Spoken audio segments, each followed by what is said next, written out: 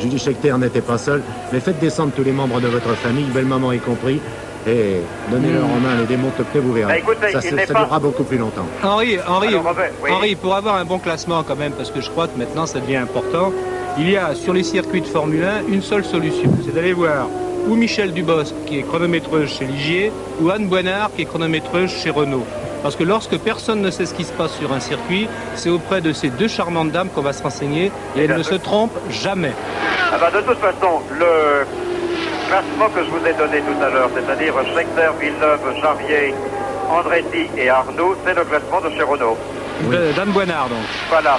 Donc c'est un classement qui, finalement, auquel je crois on peut faire confiance. Oui. Et que votre charme soit efficace en l'occasion, Henri Bodiguel. Je dois malheureusement signaler quelque chose qui, à vous, d'abord, ne fera guère plaisir.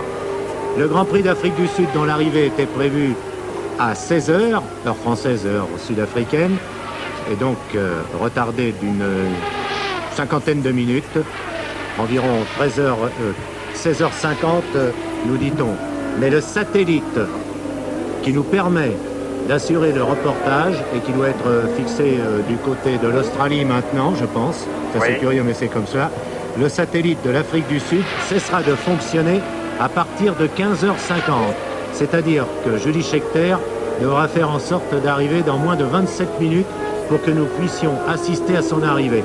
Et je dois vous dire que cela apporte une solution à l'un de nos problèmes qui consistait à donner l'antenne à temps à Roger Coudert et Pierre Albaladejo.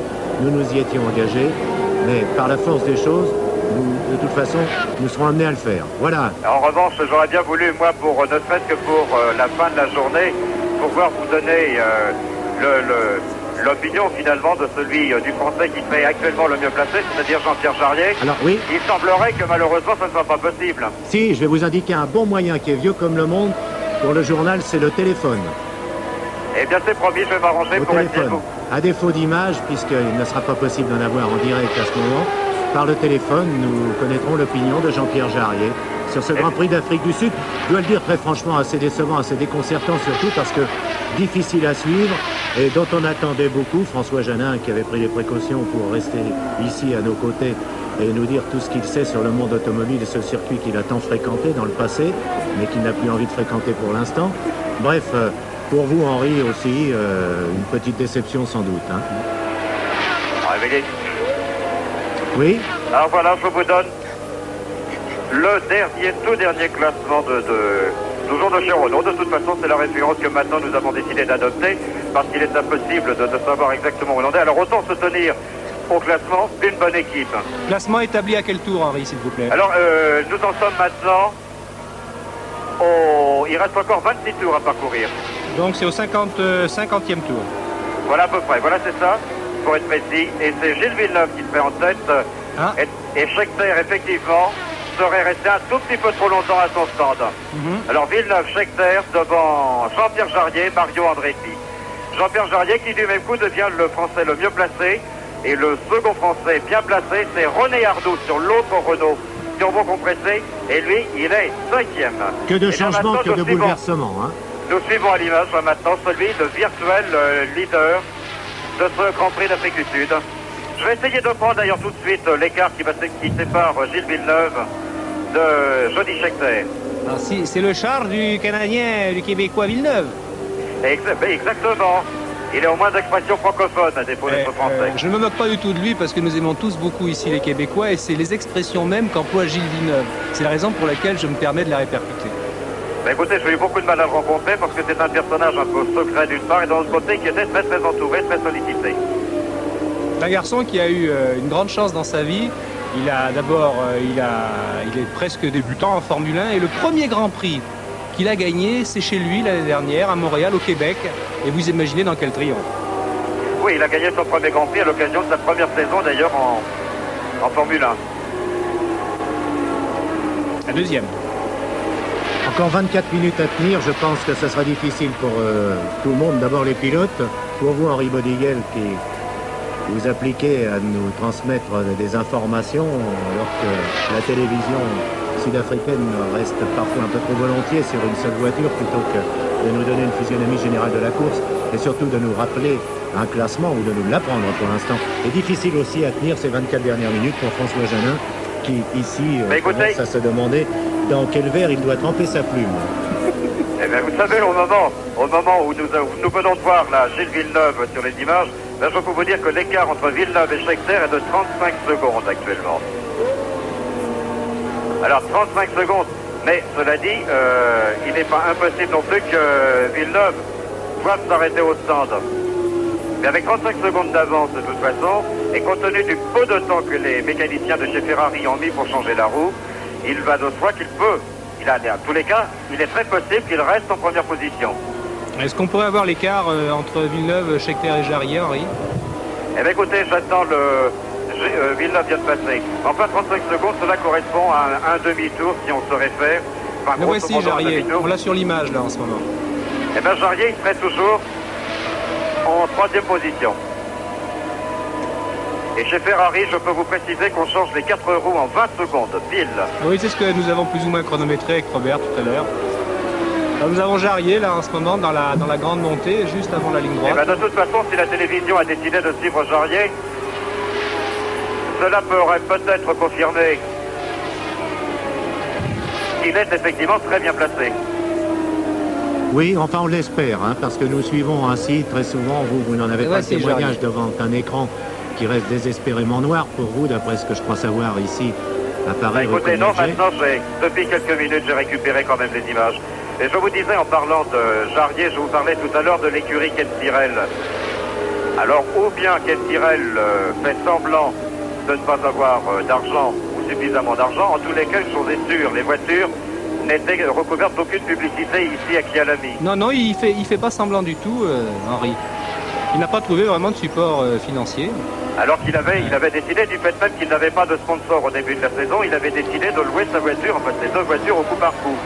Or, il se trouve que depuis les deux premiers Grands Prix d'Amérique du Sud et ce troisième Grand Prix ici, à chaque fois, il n'a pas réussi à trouver l'argent qui serait nécessaire. On va en profiter, c'est d'autant plus important pour lui qu'il risquerait dans ce cas-là de ne pas terminer la saison et probablement de ne pas pouvoir se rendre aux États-Unis et au Canada.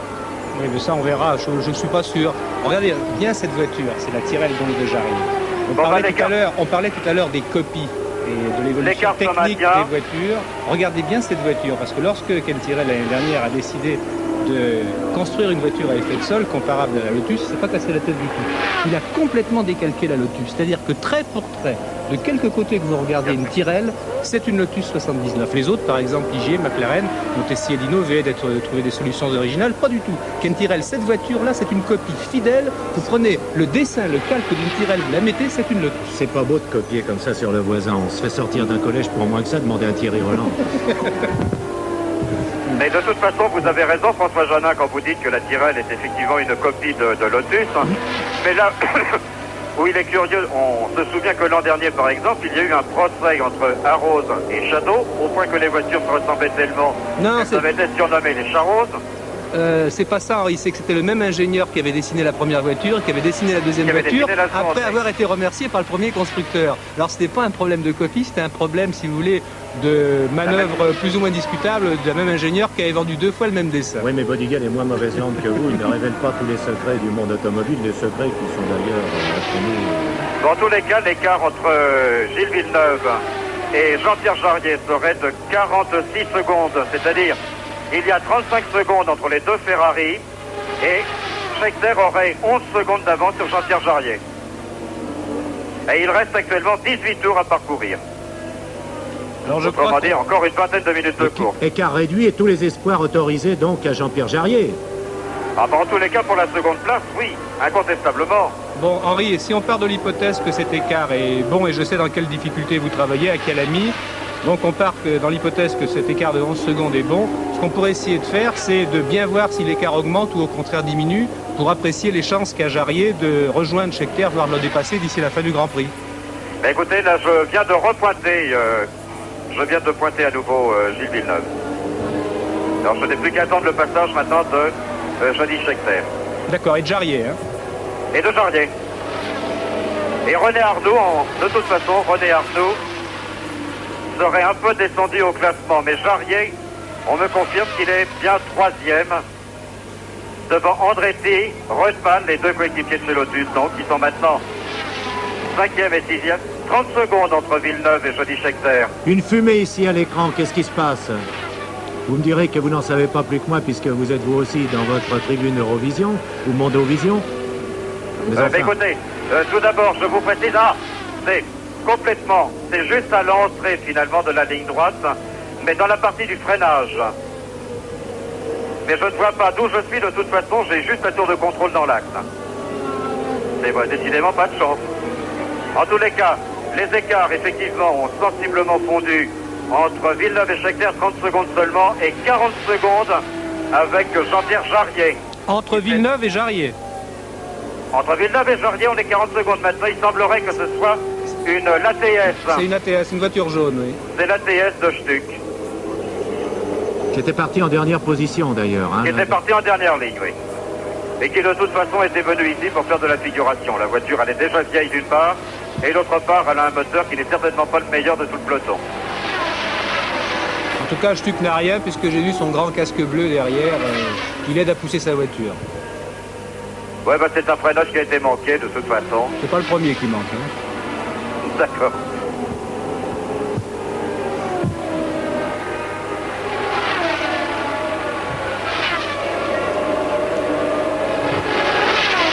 Les écarts Scheckter, Villeneuve, Jarier, est-ce qu'ils se resserrent au profit de Jarier? Eh bien, écoutez, ou au contraire? j'attends le passage de Villeneuve là à nouveau.